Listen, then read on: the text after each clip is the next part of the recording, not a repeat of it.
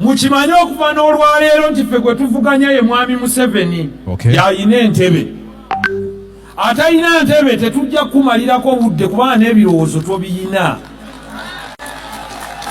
Ne bamuwa emizira.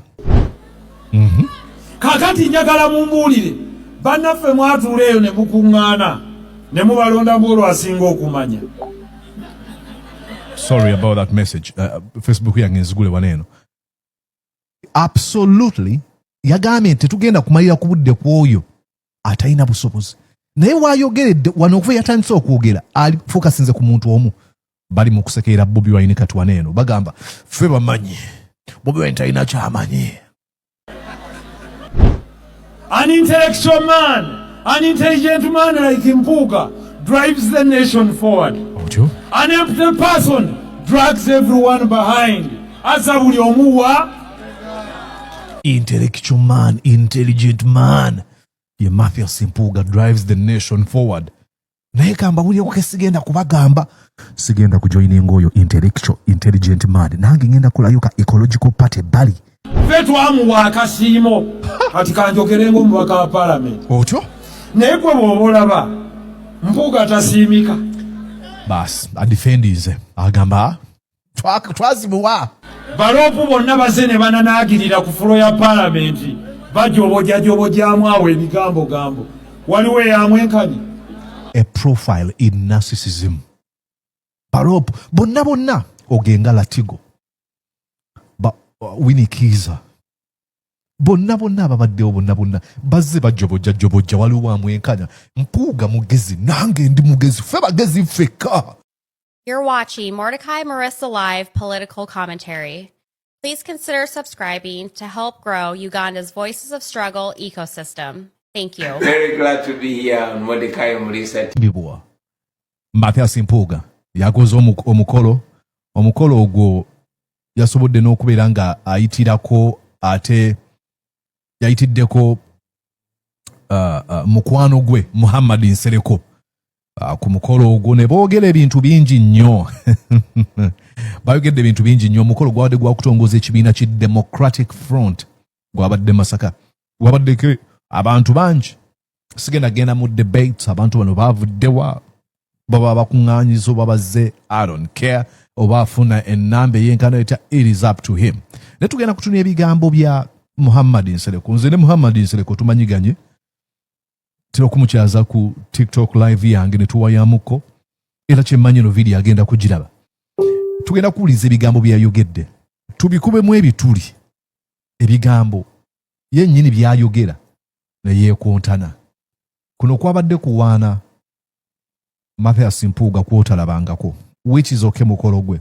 Naye obuzibu bwange bwensinga okuva nabwo. Like mwali mundabiko nga nkola video ku Ecological Party eya musajja wa mitani Muhammad Nsereko. Never. Kibiina kye ne banne balina endowooza za njawulo bwe baagala okukyusa ebintu. It is fine tusobola okubeera mu camps za njawulo. Sikirinaako buzibu. Obuzibu bwensinga okuba nabwo kasita olumba camp eyaffe gye tulimu. Kola ebibyo. I won't even have any issue. Naffe tetubalinaako buzibu okola ebyammwe naye kasita obwangu butunuuliza gye tuli. Then I'm like mukulu tojja nnyo. Now speech eno yadde mpanvu naye tugenda wali waneeno. Wali badolooza nti ekibiina kino bakizimbye okubeera nga bagenda kwogera ku policies biki bye bagenda okukola bye bagenda okukyusa. It was by and large obsession ku Bobi Wine rather than opposing the status quo. Kwabadde kwogera ku Bobi Wine ne NUP. Speech yabadde awo n'ogamba kibiina kitongozeddwa kiba kiteekeddwa okubeera nga kiraga bye kigenda okukola.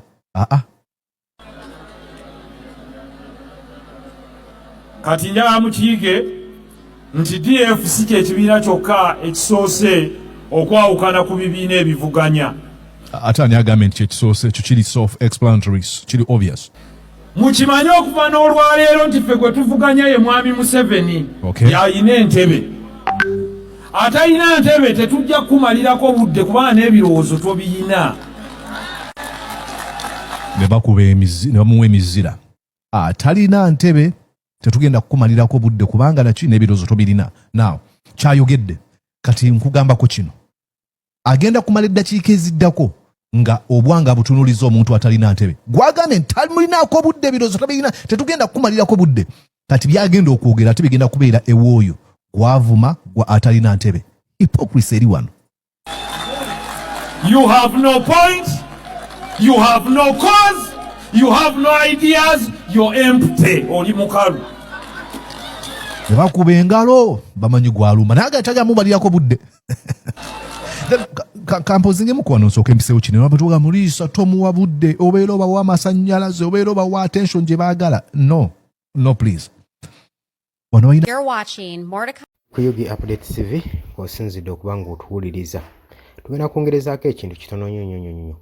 Kakati abakulu bano babadde balunkinga ekibiina kyabwe ennaku eziyise emabega. Wabula omukulu yalambise nga focus bagenda ogiteekako oyo ali mu ntebe, ali mu buyinza. Atali mu ntebe tebagenda muteekako wadde ebirowoozo. Tebagambye abatali mu ntebe. Jjukira abatali mu ntebe be bangi. Naye yagambye atali mu ntebe kitegeeza nga ategeeza omuntu omu. Ke kabonero akakulaga nti naawe wennyini we babadde. Fokasi yaabwe babadde bagitadde ku muntu omu. Era teweewuunyanga n'ekibatonzaawo ebibiina bino eby'obufuzi political parties nga bazitonderawo omuntu omu. Kubanga Mwami Yoweri Kaguta Museveni alina akakodyo kano ak'okwawulayawula mu by'obufuzi, divide and rule. Abaawulamu ne mutandika okwelwanyisa kamwe na mwekka. Nokolayo mmwe abanafu mulwanyisize ono ow'amaanyi musobole omunafuya mutuuse ku level gye muliko. Ninga ebyo byonna oba omalaga mu bulago. Kakati kino kyolesa amaanyi oyo atali mu buyinza gwe basongako olunwe g'ayina mangi nnyo n'okusinga oyo ali mu buyinza. Kino kye kirambika. Oli ku Yugi Update TV kwa dosinzo bango tuwuliriza kutegeeza gwe atanatuyunga kukirya wansi subscribinga obeere ng'otweyunga ko mbaagala nnyo mwera.